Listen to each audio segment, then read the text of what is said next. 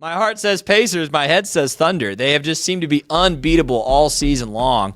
And now it appears that Vegas agrees that they are going to be unbeatable in these NBA finals. I could see this series going to 7, or I think a lot of people could see the Thunder winning it in 5. But that is why, and I did this a couple weeks ago, and I'm just going to double down, and we'll talk about it more Wednesday with somebody else. I'm just doubling down that Americans writ large should be rooting for the Pacers in the series. If you have no rooting interest in these finals, which a lot of Americans don't, you should just get on board with the Indiana Pacers, primarily because you need to get on board with the movie script magic that is happening right in front of our eyes for one Tyrese Haliburton. I am devastated that Tyrese Haliburton didn't win Eastern Conference MVP. All credit and love to Pascal Siakam, who got one more vote than Haliburton did to win that award. But Tyrese Haliburton is on about a 13-month tear that is, you could not write this in a Hollywood script and have people tell you it's believable. If you wrote this for a Hollywood, let's say Disney sports movie, if you wrote this for a Disney Plus fictional series, you would get laughed out of the room for writing something that audiences could not believe. Let's quickly look at the Tyrese Haliburton timeline over the past 13 months. I think this is better than any sports movie I've ever watched, with maybe the exception of Hoosiers, which is appropriate because Tyrese is an Indiana Pacer. Look at this timeline. On April 17th last year, Tyrese was named to the United States Olympic team, with a lot of fans and sports media saying, how the heck did he make that roster? Less than a week later, The Athletic puts out a yearly poll that they do of NBA players. They do this every year. They've already released a new one for 2025. In 2024, they polled 90 NBA players. And of those 90 players who voted, they voted Tyrese Haliburton the most overrated player in the NBA. He received that, barely getting more votes than Trae Young and Rudy Gobert. By the way, my vote would have been for Trae Young, not that it matters.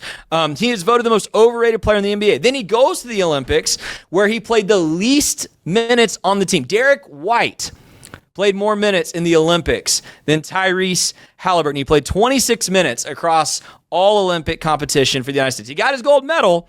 He said in interviews it was great to be on the squad, great experience, glad he got to go, but least minutes on Team USA. Then, the most talked about story for Tyrese Haliburton for the first half of the playoffs wasn't even about Tyrese Haliburton. It was about his father being a bonehead and getting in Giannis. I can't even say Giannis' last name, Zach. I'm not even going to try. Zach Burke has joined me since I said I was flying solo. Giannis' face and creating a scene and getting suspended for 8 games. That was the story for Tyrese Haliburton at the beginning of these playoffs. But what has he done in these playoffs? Nobody's talking about this, or not enough people, in my opinion, are talking about this. 1, he has hit a game-winning or game-extending, buzzer-beating shot in every series. He hit a game winner against the Bucks, he hit a game winner against the Cavs, and he hit a big 3 to take a game to overtime, which they won against the Knicks. So we talk about what makes an NBA superstar. And to me, what a lot of these arguments come down to is, what can you do in the clutch? Who's going to take the final shot? That's why people, Michael Jordan is mythical for so many people, and LeBron James is not, because Michael Jordan took the game-winning shots. We saw him make those. Kobe Bryant was known for doing that, even though he made a pretty low percentage of them if you actually look at the statistics. But they took the game-winning shots. That's the guy you wanted with the ball. LeBron James notoriously gets mocked because he is dished a lot of times in game-winning moments. He will drive and kick. Kyrie Irving hit the big 3 to beat the Golden State Warriors after LeBron's chase down block. You'll remember, I think that was 2016. So Tyrese is doing what superstars do. He has not had all 30-point games in these playoffs. He's had a couple games, we've talked about it on this show, where he's laid an egg scoring-wise.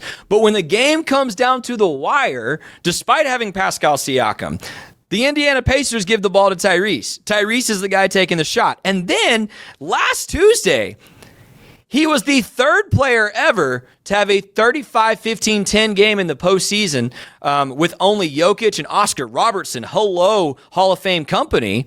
But he was the first player to do it with no turnovers. And he's a point guard. He is handling the ball every possession for the Pacers. And he went 35, 15, and 10 in game 4 and had no turnovers. And we're acting like he's still an above average okay player. This is a superstar making a statement 13 months after he was named the most overrated player in the NBA. He beats the best record in the NBA, the Cleveland Cavaliers, or best record in the Eastern Conference. He beats Jalen Brunson, who was the darling clutch player for most of these playoffs, beats Jalen Brunson's New York Knicks. Now he's in the finals. And again, the odds are minus 700 for the Thunder to win these finals. The odds, according to Sports Illustrated, are 88% in Oklahoma City's favor.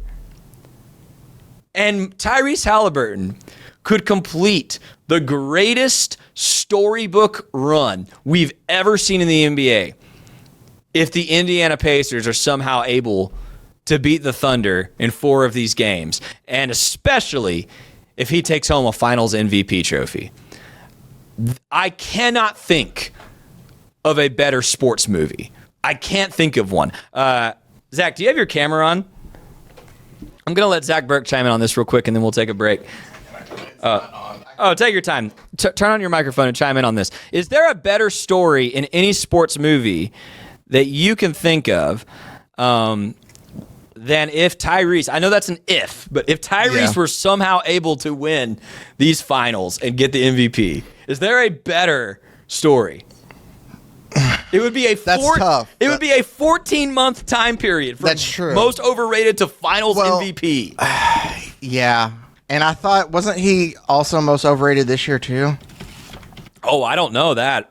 Hold on. I didn't look at this year's poll. I thought about doing that before. Anyway, I didn't want to do that. But I don't think I'm subscribed to the Athletic. I'm not either. I'll have to figure out how to get past that. I hope not. I hope not either. But no, if that's the trajectory of where it's like all, because the thing is, listening to you talk about the Olympic and how the Olympic Games and how little playing time he got. I remember his tweet afterwards of him with the gold medal. Yes. And it was like, being on being in the group but doing the group project but doing none of the work. Yeah. And so he himself was just like, he knew. Yeah. And I mean, obviously, if you're any competitor like that, you go there. And one of the things, this is just funny to me, and it for some reason made me think of it, and I won't take too much time with it, but something that happened in my, I guess when I was getting really big into the NBA was the Redeem team in 2008. Yeah. And there was a time when a guy by the name of Gilbert Arenas was told essentially like, hey, your ankle's not doing too well. If you want to just go back, like you were on the bubble anyway. We were thinking of not like having you on the team. And that sparked something in that man where he went on and he put up like 60 against, LeBron, 70 against Kobe. Like he went on a tour of like, okay, I'm not good enough. I'll show you about that.